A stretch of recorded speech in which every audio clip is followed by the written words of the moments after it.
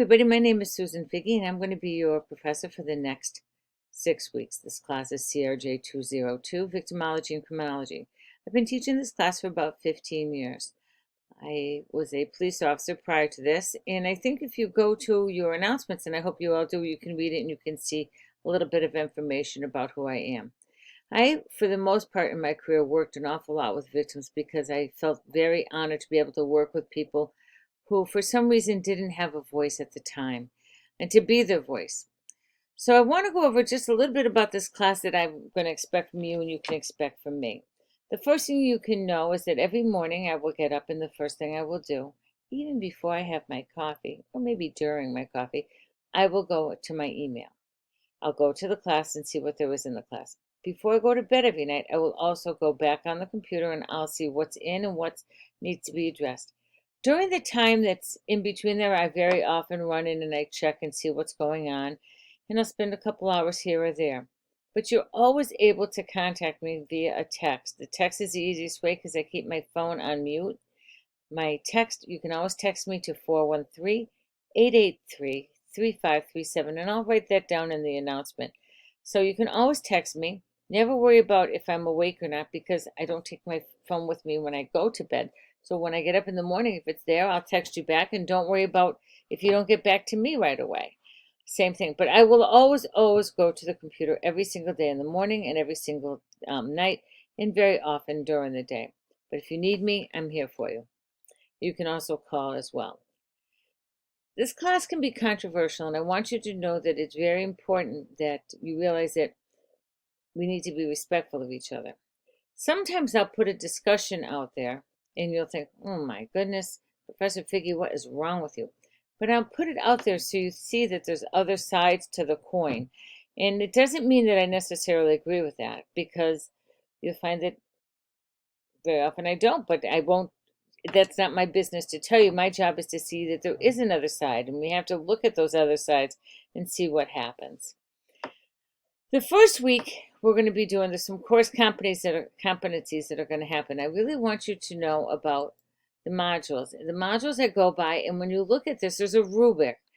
Read the rubric. Please read the rubric, because when you read the rubric, you're going to see what I expect of you each week. All right? Each week for you. On week 1, you're going to have your discussion. Your discussion must always be in on time. Must always be in time. And if it doesn't come in time, don't stop there, because you can do your 4 responses and get 60% of the grade. So don't stop. Put in your responses. Now, here's the thing with the responses. It used to be where they would give you amount of words you'd have to have. For me, I want you to have some content. When you're doing your discussion, I want you to have some content. I want you to be able to put if you have a source, put it in there. You should have a source on your discussion. But on your responses, you don't need a source, but you need to be able to say more than, hey, that was a really good idea. That is not going to cut it. That's not going to count as a response to me.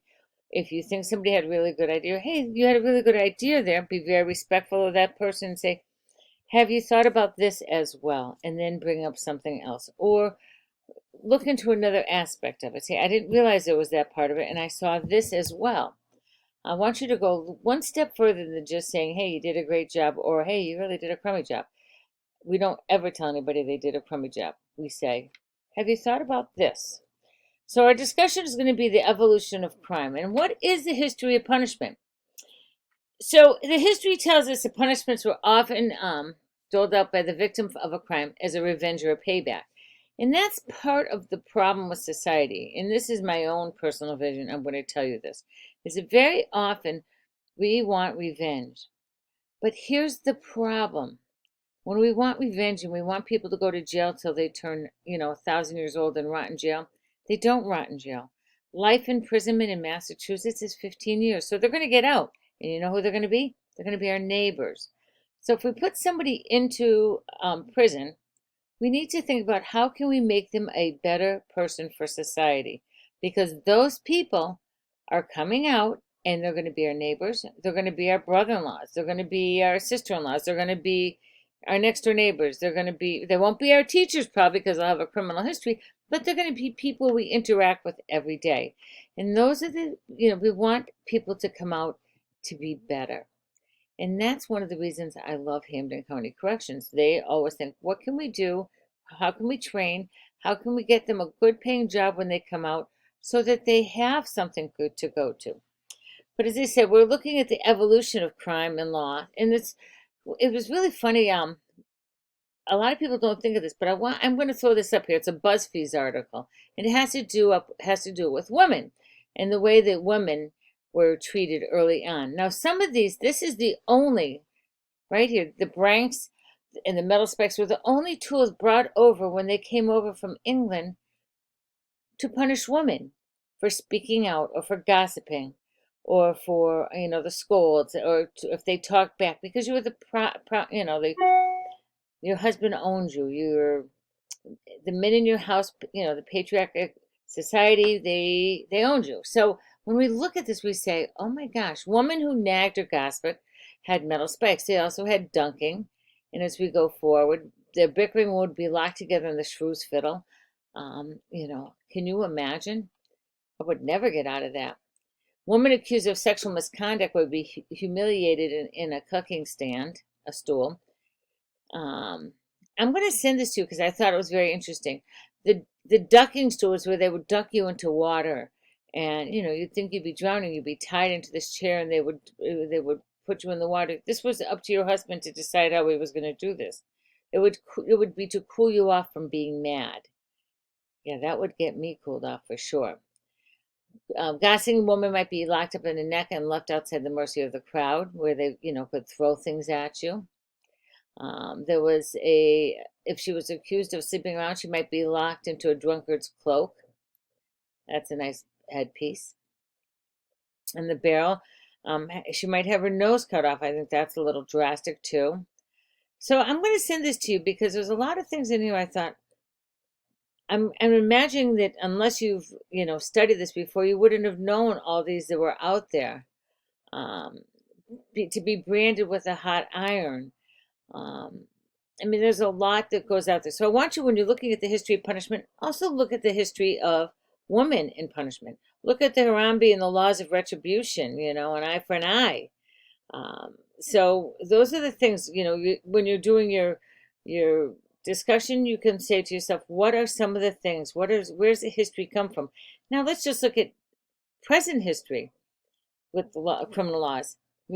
Very short time ago, and in many, many states, it just ended marijuana laws. It was illegal. And I cannot tell you how many people that I dealt with felt that if somebody smoked any, marijuana or used any marijuana, they were drug addicts. So I want you to look at that. And then I'm going to go back to the overview. So that's going to be the history. And as I said, you're going to look at Harambe. Don't forget that's in the book. But you could also look it up, Harambe and the Laws of Retribution. You can look up Plato, who claimed that the major reason why people committed crimes was because of lack of education and wealth. Aristotle explained that punishments and responses to crime should be used as an opportunity to prevent others from committing crimes. Look at Roman laws. They're pretty harsh. Cesare Piccario, he was, he wrote a book on crime and punishment in which he stated that punishment should be matched the severity of a crime and that it should be a way to scare others from committing crimes. He's famous for his book on crime and punishment. And then we need to look at the study of criminology and how did it start? It really started, it goes back to the 1800s in Europe. And how did it move forward? How did it come forward? Look up Cesare Lombroso. I can never say his name right, but he discovered that even educated people were less likely to commit crimes. Look at Cesare. He's an odd little character, but look that up. And then you have some that felt that the way your face looked, determined if you were going to commit crimes. Now, the history is pretty easy to look at. But when you're looking at the history, also look at the rise of prisons. Why do we have so many prisons? What is the change? How is the change taking place? And the changes took place in the 1900s in the prisons because they realized we need to do more. And when you look at women in prison, how did that change? Why are more women going to jail now? Why did more women not go to jail before? And why do more men commit crimes than women? So that's one of them. The next thing we're going to be doing, the paper is going to be, do you believe the protests and the actions of protesters concerning police use of force and racial issues that happened in the United States in 2014 until present are examples of criminal behavior? So there's many ways to look at that. And one of the ways I want you to look at that is saying, when is it okay to break the law? Is it okay to break the law? And then look at both sides of all of that. I've been watching, remember the 60s are the year of civil rights?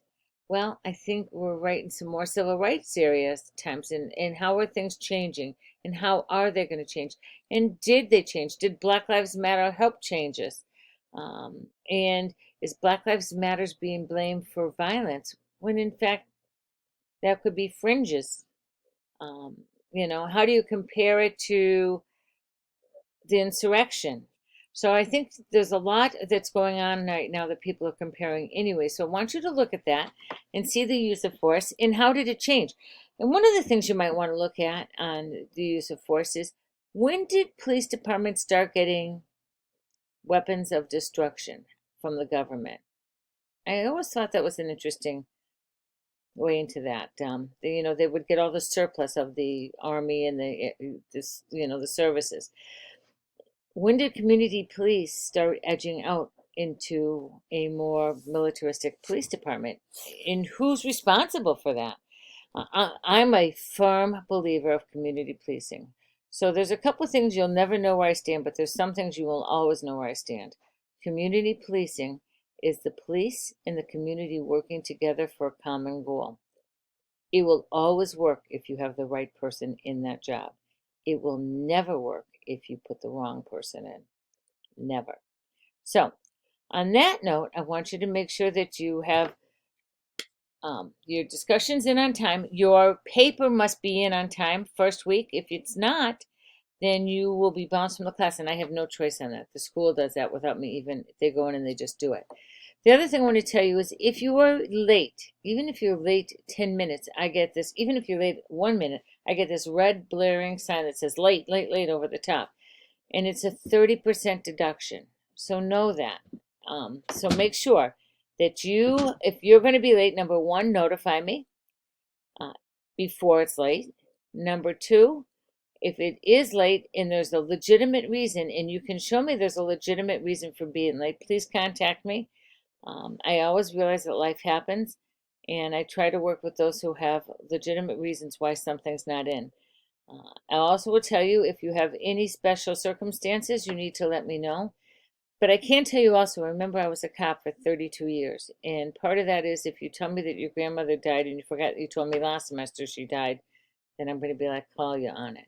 And I'm going to ask for an obit, because that happened to me, believe it or not, 3 times, where somebody kept telling me that their grandparent had died. I'm like, never use a grandparent as an excuse. But on that note, life does happen.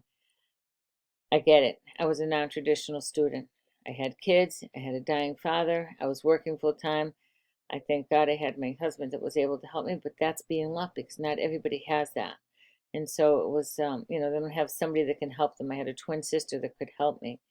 And it was hard. It was very hard. So I get that life is hard and that you're doing classes and you're juggling. Every one of you is juggling something, and I know that. So let me know. Again, 413-883-3537. I wish you the best of luck. Any question? Oh, the other thing is, if it says 4 pages, it doesn't mean 3.5. And I look at the size of the font, and I look at whether it's whether you've done it in bold or not. I look at all of that, because you need to go by the rules on that. 4 pages is 4 pages. You will be marked down every single time your paper is short. Every single time. That's not to be hard, but those are the rules. Okay? Thank you very much. Talk to you later. Bye-bye.